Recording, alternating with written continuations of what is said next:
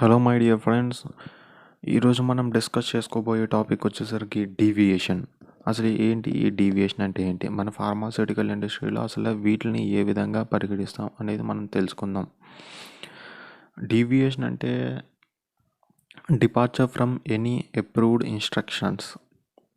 Approved instructions నుంచి deviate అవ్వడమే deviation అంటాం. అలాగే deviation is any modification or temporary change in approved procedure లేదా డాక్యుమెంటేషన్ లేదా స్పెసిఫికేషన్స్. వీటిల్లో అంటే మన ఎనీ మోడిఫికేషన్ జరిగినా అది ఎందులో ఒక అప్రూవ్డ్ ప్రొసీజర్లో లేదంటే ఒక డాక్యుమెంటేషన్లో ఏదైనా మోడిఫికేషన్ జరిగినా లేదంటే ఒక స్పెసిఫికేషన్స్లో ఏదైనా మోడిఫికేషన్ జరిగినా లేదంటే ఒక టెంపరీ చేంజెస్లో ఏదైనా చేంజెస్ జరిగినా, అంటే ఈ మోడిఫికేషన్ అయినా జరగచ్చు లేదంటే టెంపరీగా కొన్ని చేంజెస్ ఉంటాయి ఎందులో అప్రూవ్డ్ ప్రొసీజర్లోను డాక్యుమెంటేషన్లోను స్పెసిఫికేషన్లోను. ఈ రకంగా ఏదైనా మోడిఫికేషన్ జరిగినా టెంపరీ చేంజెస్ జరిగినా వాటిని మనం డీవియేషన్ కింద తీసుకోవడం అనేది జరుగుతుంది.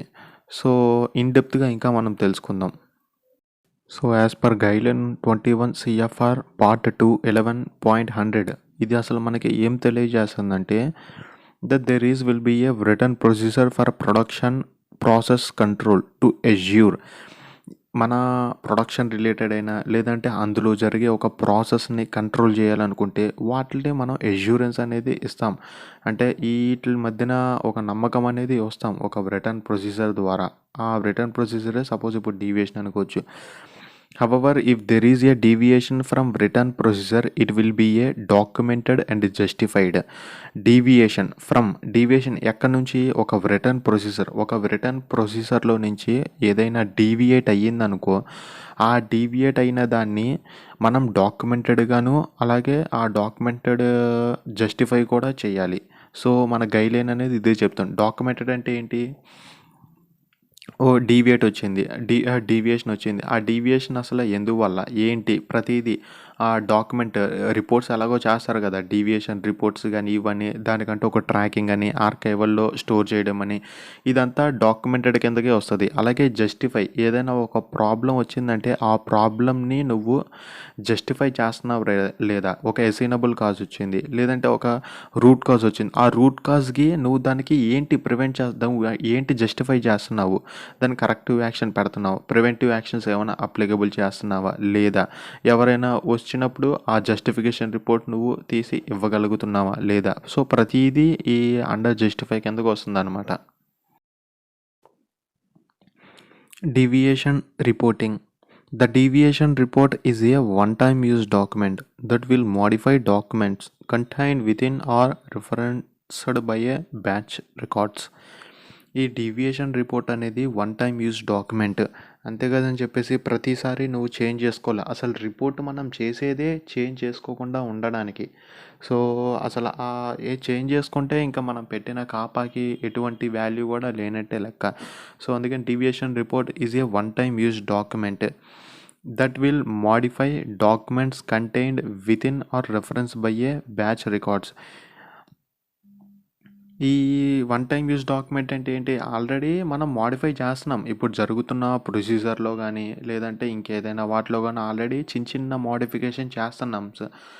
ఈ మాడిఫై చేస్తున్నప్పుడు ఇదే ఫైనల్ రిపోర్ట్ కింద కన్సిడర్ చేయాలి. అంతేకాదని చెప్పేసి డీవియేషన్ రిపోర్ట్ని మళ్ళీ మాడిఫై చేయడానికి అది కరెక్ట్ కాదు అసలు. సో ఇక్కడ చెప్తుంది కూడా అదే, ఉన్న డాక్యుమెంట్స్ని మాడిఫై చేస్తున్నాము, ఆ మాడిఫై చేస్తున్న కంటెంట్ అనేది డీవియేషన్ రిపోర్ట్లో మనం ఇన్కార్పొరేట్ చేసుకుంటున్నాము. అలాంటిది నువ్వు ఇన్కార్పొరేట్ చేసుకున్న డాక్యుమెంట్ని నువ్వు చేంజ్ చేసేద్దామంటే అది వేరే కరెక్ట్ కాదనమాట. నాన్ జిఎంపీ కింద, నాన్ కంప్లైన్స్ కింద వెళ్ళిపోతుంది. Next, it does not permanently change existing specifications, SOPs or other batch record documents. These documents could be revised according to the document change control procedure if required. ఇప్పుడు ఇది non permanently change అంటే ఇప్పుడు permanent changes ప్రకారంగా అయితే ఇది work out కాదు ఈ deviation అనేది. ఇదేంటి, జస్ట్ టెంపరీ చేంజ్ చేసుకోవచ్చు ఎందులోనూ. ఇందాక ఆల్రెడీ స్టార్టింగ్లో మనం మాట్లాడుకున్నాం టెంపరీ చేంజెస్ చేసుకోవచ్చు అని చెప్పేసి. కానీ పర్మనెంట్ చేంజ్ చేసుకోవడానికి ఈ ప్రొసీజర్ అనేది అప్లికబుల్ అనేది అవ్వదు. ఎందుకంటే వాటికంటూ సపరేట్ ఒక చేంజ్ కంట్రోల్ ప్రొసీజర్ ద్వారా బేస్ చేసుకొని వాటిని చేసుకోవాలి. ఏందంటే దానికి రివిజన్ నంబర్స్ ఉంటాయి. అదంతా వేరే ఫార్మాట్ అనమాట. జస్ట్ ఏదో టెంపరరీ చేంజ్ కోసం. కానీ ఆ టెంపరరీ చేంజ్ ఎటువంటి క్వాలిటీకి ఇంపాక్ట్ అవ్వకుండా ఉండడానికి మనం చేసుకుంటూ ఉంటాం అనమాట. సో అది. అండ్ అలాగే ఇందులో types of deviations. So deviations could be process or procedure related. Deviations అనేది ఒక ప్రాసెస్కి రిలేటెడ్ అయినా కావచ్చు, లేదంటే ఒక ప్రొసీజర్ రిలేటెడ్ అయినా కావచ్చు. వీటికి సంబంధించిన టైప్స్ ఆఫ్ డీవియేషన్స్ అనేవి మనం తెలుసుకుందాం. ఏది మ్యానుఫ్యాక్చరింగ్ ప్రాసెస్లో రిలేటెడ్కి. One is planned deviation and second one is unplanned deviations. So prior to execution, a planned deviation is a suggestible change to any approved procedure, document or specifications. An example an example of the use of WFI instead of purified water to rinse cleaning equipment. ఇప్పుడు ఇందులో planned deviations, unplanned deviations అనేవి ఉన్నాయి కదా! So planned deviation అంటే already మనకి తెలుసు. అంటే okay. అది సజెస్టబుల్ చేంజ్. అంటే దీనివల్ల ఎలాంటి ఇంపాక్ట్ కలగట్లేదు. ఏది మన సిస్‌పిక్యూ అంటారు. క్వాలిటీకైనా, సేఫ్టీ పరంగా అయినా, ఆహ్, ఇంటిగ్రిటీ పరంగా అయినా వీటిలకి ఎలాంటి హానికరం జరగట్లేదు. క్వాలిటీ వైస్‌గా చూసుకున్నట్టయితే. బేసికల్లీ పైగా ఇది కూడా సజెస్టబుల్ చేంజ్ రూపంగానే ఉండాలి. అంటే మనం సజెస్ట్ చేసుకోవాలి. ఏందంటే ఇప్పుడు సపోజ్ ఒక బ్యాచ్ రికార్డ్స్‌లో మనకి ప్యూరిఫైడ్ వాటర్ ఉంది. ప్యూరిఫైడ్ వాటర్ ప్లేస్‌లో WFI అంటే వాటర్ ఫర్ ఇంజెక్షన్. వీటిని రీప్లేస్ చేసుకున్నారు. సో దీనివల్ల ప్రొడక్ట్‌కి ఎటువంటి ఇంపాక్ట్ కలగట్లేదు అని నువ్వు చెప్పుకోగలిగితే సో అలాంటి కేసెస్‌లో మనం ప్లాన్డ్ డీవియేషన్స్ కింద వెళ్ళొచ్చు. సో అలాగే ఇప్పుడు సపోజ్ మన దగ్గర రా మెటీరియల్స్ అనేవి చాలా తక్కువ ఉన్నాయి. ఆ రా మెటీరియల్స్‌ని బట్టి మన బ్యాచ్ సైజెస్ గానీ, లేదంటే నంబర్ ఆఫ్ బ్యాచెస్ కానీ డిసైడ్ అవ్వచ్చు. కానీ దీనివల్ల ఈల్డ్‌కి, క్వాలిటీకి, సేఫ్టీకి, ప్యూరిటీకి, ఎఫికసీకి ఎటువంటి ఇంపాక్ట్ కలగట్లేదు అని చెప్పి నువ్వు జస్టిఫై చేసుకోగలిగితే అలాంటివి అంటే ఏంటిది బిఫోర్ ది ఎగ్జిక్యూషన్. అంటే before the execution of the batch ఎగ్జిక్యూషన్‌కి జరగక ముందు నువ్వు ప్లాన్ చేసుకోగలిగితే వాటిని మనం ప్లాన్డ్ డీవియేషన్స్ అనేది అంటామనమాట. అలాగే ఇప్పుడు అన్‌ప్లాన్డ్ డీవియేషన్స్ అన్నారు. అన్‌ప్లాన్డ్ డీవియేషన్స్ అంటే ఏంటి? సపోజ్ ఇది యాక్చువల్‌గా ఇన్సిడెంట్ రూపంగానే ఉంటది. కానీ ఇన్సిడెంట్ డీవియేషన్స్ అనేది నేను సెపరేట్‌గా వీడియో చేశాను. ఈ రెండిట్లకి అసలు ఏంటి డిఫరెన్స్ అనేది. అంటే మ్యాక్సిమమ్ 2 ఒకలాగే ఉంటాయి. సో అందుకని చెప్పేసి నేను ఆ డిఫరెన్స్ కూడా చాలా క్లియర్‌గా చెప్పాను. ఆ వీడియో ఒకసారి మీరు డిస్క్రిప్షన్‌లో లింక్ పెడతాను. అందులోకెళ్ళి చూసుకోండి ఒకసారి. Unplanned deviation is an unexpected event that requires a change to any approved procedure, documentations or specifications. Unplanned deviations అనే అసలు మనం యాక్చువల్గా ఎక్స్పెక్ట్ చెయ్యం. అన్ఎక్స్పెక్టెడ్ ఈవెంట్గా జరిగిపోతాయి అన్నమాట ఇవన్నీ. అవి ఎందులోనూ వేటిల్లో పడతాయి అంటే ఇది నాన్ GMP రిలేటెడ్ కిందకి రాదు. ఇది కూడా యాజ్ పర్ GMP అంటే ఒక అప్రూవ్డ్ ప్రొసీజర్ రిలేటెడ్లో ఏదైనా అన్ఎక్స్పెక్టెడ్ ఈవెంట్గా ఒక చేంజ్ జరిగినట్లయితే లేదంటే ఒక స్పెసిఫికేషన్స్లో కానీ డాక్యుమెంటేషన్స్లో కానీ అంటే అప్రూవ్డ్ డాక్యుమెంట్స్లో కానీ వీటిల్లో సడన్గా ఏదైనా జరిగితే అవి అన్‌ప్లాన్డ్ డీవియేషన్స్ కింద వెళ్తాయి. ఒకసారి ఎగ్జాంపుల్స్ ఏదైనా చూద్దాం. Sudden change in temporary humidity in the manufacturing area. మనం సపోజ్ ఒక మ్యానుఫ్యాక్చరింగ్ జరుగుతుంది. సపోజ్ క్రిస్టలైజర్ ఏరియానే లేదంటే ఫార్మా ఏరియా అంటే ఫినిషియర్‌కి APIకి ఏరియా ఉంటుంది కదా! యాక్టివ్ ఫార్మాస్యూటికల్ ఇంగ్రీడియంట్‌కి పౌడర్ ప్రాసెసింగ్ జరుగుతున్నప్పుడు ఆ ఏరియా అయినా ఎగ్జాంపుల్‌గా తీసుకుందాం. అందులో సడన్‌గా టెంపరేచర్, హ్యూమిడిటీ అనేవి చేంజెస్ అయినాయి. సపోజ్ ఇప్పుడు టెంపరేచర్ వచ్చేసరికి మనకి 25 degrees plus or minus 2 degrees అనేది ఉందండి. లేదంటే 2 డిగ్రీస్ ప్లస్ ఆర్ మైనస్ 3 ఇలాంటి సపోజ్ కొన్ని కేసెస్‌లో ఉన్నాయి. సో సడన్‌గా అనుకోకుండా 26 అలాగా డీవియేట్ అయ్యింది. కానీ దీనివల్ల ప్రొడక్ట్‌కి ఎటువంటి ఇంపాక్ట్ లేదు. డైరెక్ట్‌గా నువ్వు అనాలిసిస్ చేసినప్పుడు నీకు COAలో ప్రతీదీ మీట్ అయిపోయింది. ప్రతి టెస్ట్ నీకు ఏదైతే STP ఉంటుందో ఆ STP రిలేటెడ్ ప్రతి టెస్ట్ నీకు పాస్ అయింది. దీనివల్ల ఎటువంటి ఇంపాక్ట్ లేదు. సో అలాంటివి ఇది అనమాట. అండ్ అలాగే failed outside the specification range during a drying cycle. Suppose drying times అన్నాను ఉన్నాయి కదా, ఆ డ్రయింగ్ టైమ్ ఏంది, డ్రయింగ్ జరుగుతున్న సమయంలో డ్రయింగ్ టైం డీవియేట్ అయినా కానీ అలాంటివన్నీ అన్ప్లాన్డ్ డీవియేషన్స్. ఎందుకంటే ఇది డీవియేట్ అవుతుందని నీకు ముందుగానే తెలుసా ఏంటి? ముందుగా తెలిస్తే అది ప్లాన్డ్ డీవియేషన్ కింద వెళ్ళి నువ్వు డైరెక్ట్గా వాళ్ళని చేంజ్ చేసుకుంటావు. కానీ ఇది జరుగుతున్న సమయంలో, డ్రయింగ్ జరుగుతున్న సమయంలో, అంటే డ్రయింగ్ జరుగుతున్న సమయంలో అంటే ఇంకా ప్రొడక్ట్ అనేది ఫైనల్ స్టేజ్కి రాలా. సో ఫైనల్ స్టేజ్కి రాలేదు అంటే వీటిని మనం కంట్రోల్ చేయొచ్చా లేదా?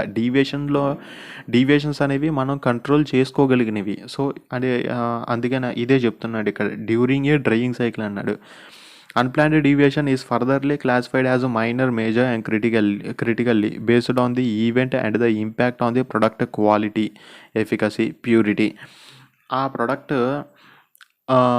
దాని యొక్క ప్యూరిటీ ఏంటి, దాని యొక్క ఇంపాక్ట్ని బట్టి బేస్ చేసుకొని, అది ప్యూరిటీ, క్వాలిటీ, సేఫ్టీ వీటిలన్నిటిని బేస్ చేసుకొని దాని యొక్క ఇంపాక్ట్ని బట్టి మనం ఈ అన్ప్లాన్డ్ డీవియేషన్స్ అనేవి కొన్ని క్లాసిఫై చేసుకుంటాం. ఆ క్లాసిఫై అనేది 3 టైప్స్ ఇచ్చాడు ఇక్కడ, క్రిటికల్, మేజర్, మైనర్ అని చెప్పేశారు. వీటి గురించి ఆల్రెడీ మనకి చాలా ఎస్ఓపిస్లో, అదే మీరు ఏ డిపార్ట్మెంట్ అయితే ఆ డిపార్ట్మెంట్లో క్యూఏ ఎస్ఓపిస్ బట్టి చూసుకుంటే మీకు క్లియర్గా అర్థమైద్ది.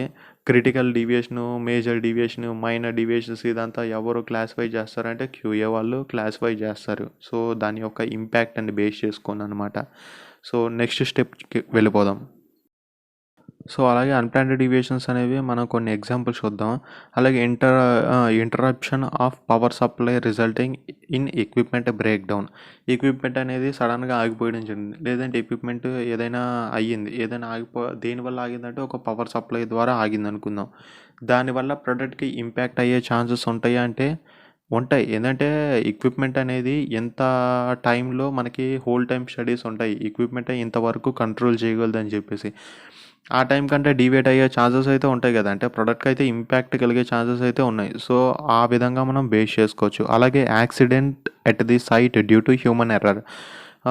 ఏమైనా యాక్సిడెంట్స్ అయినా జరిగినాయి అనుకో ఆ సందర్భంలో, దానివల్ల కూడా ప్రొడక్ట్ అనేది ఎంతో కొంత ఇంపాక్ట్ కలిగే ఛాన్సెస్ ఉన్నాయి. అలాగే disruption of utility services.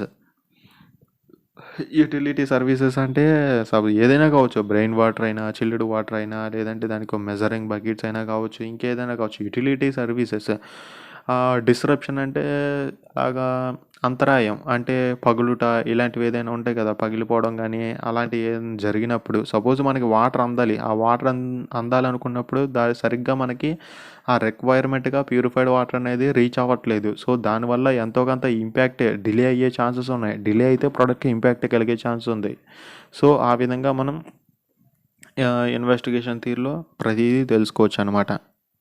And అలాగే మైనర్ డీవియేషన్స్. ఆల్రెడీ మనం ఇందాక అన్ప్లాన్ డీవియేషన్స్లో 3 క్లాసిఫైర్స్ ఉన్నాయి అనుకున్నాం కదా, ఒకటి major, minor and critical deviations. So అందులో వచ్చేసరికి మనం మైనర్ డీవియేషన్స్ గురించి డిస్కస్ చేసుకుందాం. Minor deviations are deviations that have minimal or negligible impact on the overall quality of products or cGMPs.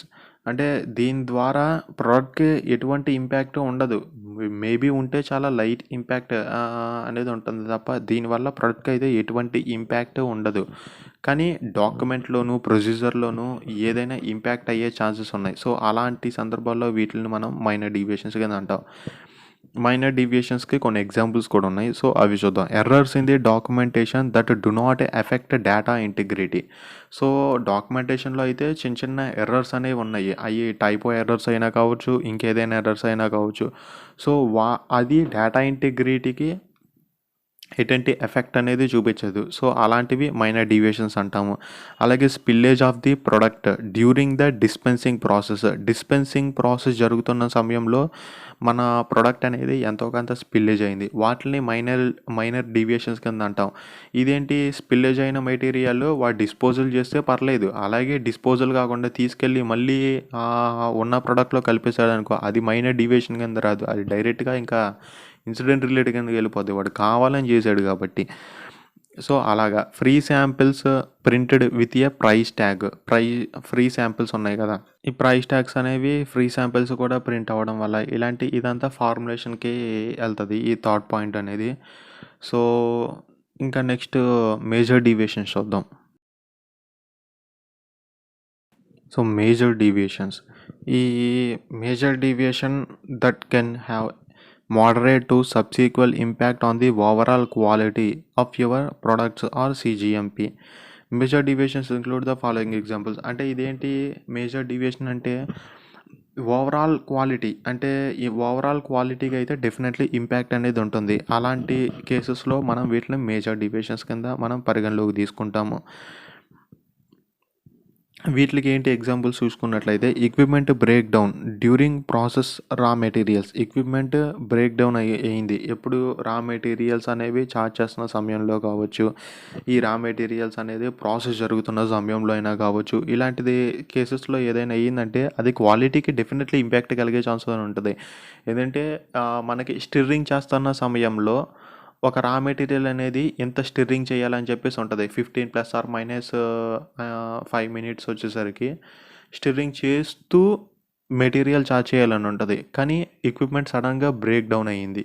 So అలాంటి కేసులో స్టిర్రింగ్ అనేది ఆగిపోతుంది. సో అప్పుడు చార్జ్ చేస్తే ఏమో అందులో క్వాలిటీ డెఫినెట్లీ ఇంపాక్ట్ అవ్వచ్చు, pH అనేది పెరిగిపోవచ్చు, లేదంటే హీట్ బబుల్స్ అనేవి రావచ్చు. సో దాని ద్వారా ఇంపాక్ట్ అనేది డెఫినెట్లీ ఉంటుంది కదా. అంటే ఏంటి, చిన్న ఎఫెక్ట్ కూడా కాదు, డైరెక్ట్గా ఇంపాక్ట్ టోటల్ క్వాలిటీకి అనేది ఇంపాక్ట్ ఉంటుంది. సో అలాంటి సందర్భాల్లో అలాగే received in damaged curtains. Suppose వచ్చేసరికి మనకి డ్యామేజ్డ్ కటన్స్ మనం రిసీవ్ చేసుకున్నట్లే, సపోజ్ డ్యామేజ్ బ్యాగ్స్ ఉన్నాయి, సపోజ్ పాలిథిన్ బ్యాగ్స్లో మనం మెటీరియల్ అనేది అన్లోడ్ చేయాలి. సో అలాంటి ప్యాకింగ్ మెటీరియల్స్లో మనకి డ్యామేజ్ వచ్చిందంటే దాని ద్వారా మెటీరియల్ అనేది ఎంతో కొంత డైరెక్ట్ కంటామినేషన్ అయిపోతుంది. సో అలాంటి కేసెస్లో అలాగే major variance from A standard output range. మనకి స్టాండర్డ్ అవుట్పుట్ రేంజ్ ఉంటుంది, ఈల్డ్ కానీ వాటిల్లో ఏదైనా మేజర్గా చేంజ్ జరిగితే అలాంటివి ఇవి కూడా మేజర్ డీవియేషన్స్ కిందకి మనం తీసుకుంటాం అన్నమాట. సో థర్డ్ వన్ వచ్చేసరికి మనకి critical deviations. Critical deviations are deviations that have a significant impact on the overall quality of your products or cGMP. Same major లాగే, అంటే క్రిటికల్ డీవియేషన్ కూడా సేమ్ క్వాలిటీకి ఇంపాక్ట్ ఏదైనా ఉన్నట్లయితే అలాంటివి క్రిటికల్ డీవియేషన్స్ కింద మనం పరిగణలోకి తీసుకుంటాం. These deviations can adversely impact the safety and efficacy of the product. అలాగే ఈ డీవియేషన్స్ వచ్చేసరికి మనకి సేఫ్టీ పరంగా కూడా అలాగే ఎఫికసీ పరంగా కూడా ఎంతో కొంత ఎఫెక్ట్ అనేది డెఫినెట్లీ చూపిస్తుంది ఇండైరెక్ట్గా. సో అలాంటివి మనం క్రిటికల్ డీవియేషన్స్ కింద పరిగణలోకి తీసుకుంటాం. ఎందుకంటే నువ్వు క్వాలిటీ, సేఫ్టీ, ఎఫికసీ, ప్యూరిటీ ఇవేం ఫాలో అవ్వకపోతే అది డైరెక్ట్గా ఆ ఇంపాక్ట్ అనేది మనం ట్యాబ్లెట్ పేషెంట్ మీద ఎఫెక్ట్ అనేది చూపిస్తుంది. సో అందుకనే పేషెంట్ హెల్త్ అనేది కూడా ఇక్కడ ఇచ్చాడు. అలాగే పర్సనల్ సేఫ్టీ ఆర్ ద ఎన్విరాన్మెంట్లో చేంజెస్ జరిగిన, సపోజ్ ఇప్పుడు టెంపరేచర్, హ్యూమిడిటీ ఇలాంటివి ఉంటాయి కదా. సో అవి మెయింటైన్ చేయకపోయినా కానీ దాని యొక్క షెల్ఫ్ లైఫ్ అనేది తగ్గి ఆ షెల్ఫ్ లైఫ్ ఎక్స్పైరీ డేట్ అవ్వకముందే షెల్ఫ్ లైఫ్ తగ్గిపోయే ఛాన్స్ ఉంటాయి. సో వాటి ద్వారా కూడా పేషెంట్ అనేది ఎంతో కొంత ఇంపాక్ట్ అనేది కలిగే ఛాన్సెస్ ఉన్నాయి. సో ఈ టైప్ ఆఫ్ డీవియేషన్స్ అనేది మనం క్రిటికల్ డీవియేషన్స్ కింద తీసుకుంటాం. అలాగే సపోజ్ దీనికంటూ కొన్ని ఎగ్జాంపుల్స్ ఉన్నాయి. Protocols not followed during manufacturing. అంటే మ్యానుఫ్యాక్చరింగ్ జరుగుతున్న సమయంలో నువ్వు ప్రోటోకాల్ అనేది సరిగ్గా ఫాలో అవ్వకపోతే, యాస్టేజ్గా ఉన్నట్టు ఫాలో అవ్వకపోతే ఆ ఎఫెక్ట్ అనేది డైరెక్ట్గా ఎక్కడ పడుతుంది, మనం ఫైనల్గా ఏపీఐ ప్రిపేర్ చేస్తున్న దాని మీద ఎఫెక్ట్ పడుతుంది. ఫైనల్ ఏపీఐ నువ్వు ఎలా పడే అలా చేసేసి డిస్పాచ్ చేసేస్తే ఆ డైరెక్ట్గా పేషెంట్ యొక్క సేఫ్టీకి అలాగే మిగతా వాటికి కూడా ఇంపాక్ట్ అనేది ఉంటుందన్నమాట. అలాగే యూజ్ ఆఫ్ కంటామినేటెడ్ రా మెటీరియల్స్ మనము కంటామినేట్ అయ్యే రా మెటీరియల్స్ యూజ్ చేస్తామనుకో, అలాంటి వాటికి కూడా క్వాలిటీకి అనేది ఇంపాక్ట్ కలుగుతుంది. సో ఈ విధంగా అలాగే లేదంటే డిఫరెంట్ టైప్ ఆఫ్ ప్రోడక్ట్స్, లేదంటే ఒక ప్రోడక్ట్ అనేది ఇంకో ప్రోడక్ట్కి మిక్సప్ అయిపోయినప్పుడు కూడా మనం ఈ క్రిటికల్ డీవియేషన్స్ కిందకే మనం తీసుకుంటాం అన్నమాట. సో అలాగా. సో ఈ వీడియో అయితే ఇక్కడితో ఆపేస్తున్నాను. ఇది చాలా లెంతీగా ఉంటుంది. సో నెక్స్ట్ వచ్చేసరికి నేను బెస్ట్ మామూలుగా ప్రతిదీ డెఫినేషన్స్ కానీ, లేదంటే అసలు డీవియేషన్స్ అంటే ఏంటి, డీవియేషన్స్లో ఎన్ని టైప్స్ ఉంటాయి, unplanned deviation, planned deviations, unplanned డీవియేషన్స్లో మళ్ళీ క్రిటికల్, మేజరు, మైనరు. సో ఈ విధంగా కొన్ని చెప్పాను అనమాట. సో కానీ డాక్యుమెంటెడ్ పరంగా మనం ఏమీ తెలుసుకోలేదు. సో డాక్యుమెంటెడ్ పరంగా డీవియేషన్ అనేది ఏ విధంగా ఉంటుందని చెప్పేసి మనం నెక్స్ట్ వీడియోలో తెలుసుకుందాం. సో నెక్స్ట్ వీడియోతో మీ ముందు రెడీగా ఉంటాను ఫ్రెండ్స్. బాయ్.